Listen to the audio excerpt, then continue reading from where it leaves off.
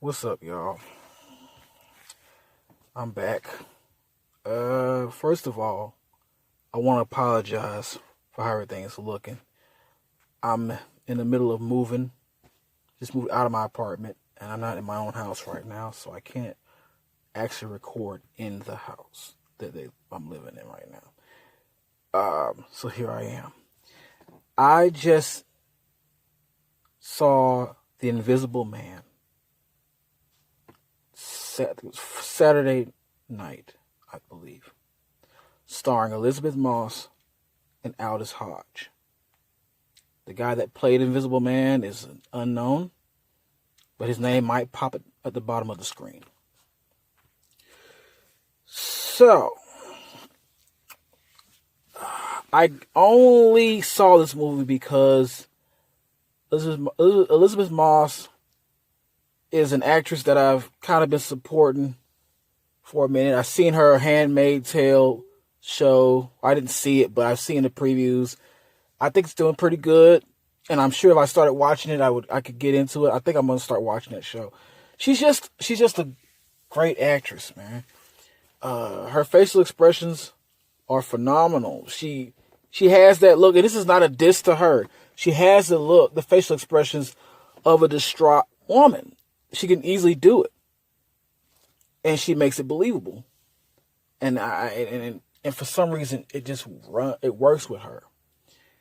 So with that being said, let's get into the positives of this movie.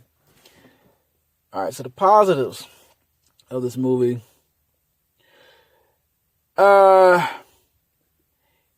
was the positives. It took a minute. It was a build up. The positive thing was its build up.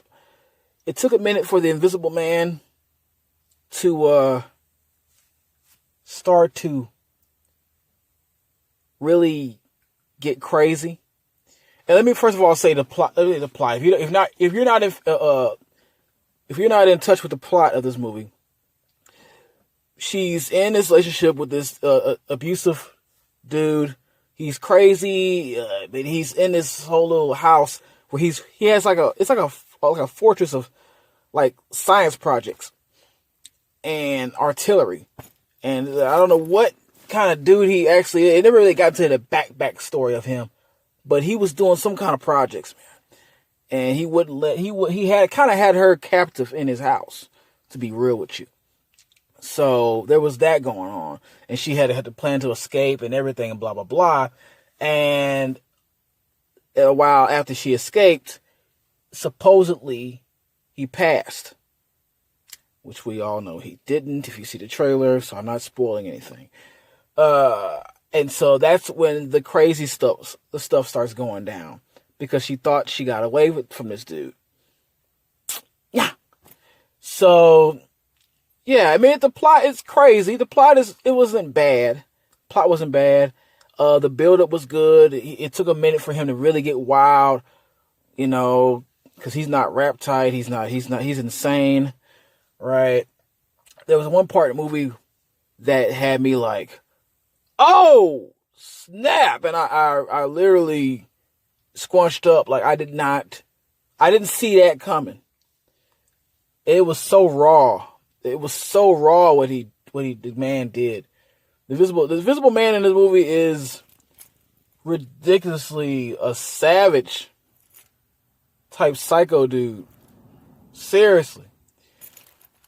That made for a good movie. His level of psycho was it never seemed to stop. It never seemed to stop just escalating with him. And I was like, man, how much more could she go through? Bro. And she did a good job for the character she was given. You know what I'm saying? There are some parts I was like, oh, you still gonna try to push that? Leading into our negatives. There were some parts that I felt that she could have expressed a little better.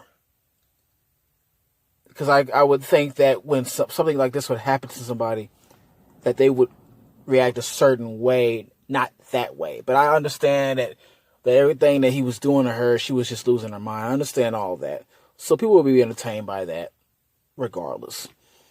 Now, my really big problem with this movie, it was so predictable. It was so damn predictable. I felt like I had psychic powers through watching the whole movie, because I could predict everything that was going to happen from almost some scene to scene, except for one part, the one I just talked about earlier, that earned one of its positive points. So for that part, I didn't see that coming like that. But everything else is like, I can see this coming. I saw that coming. My light turned off.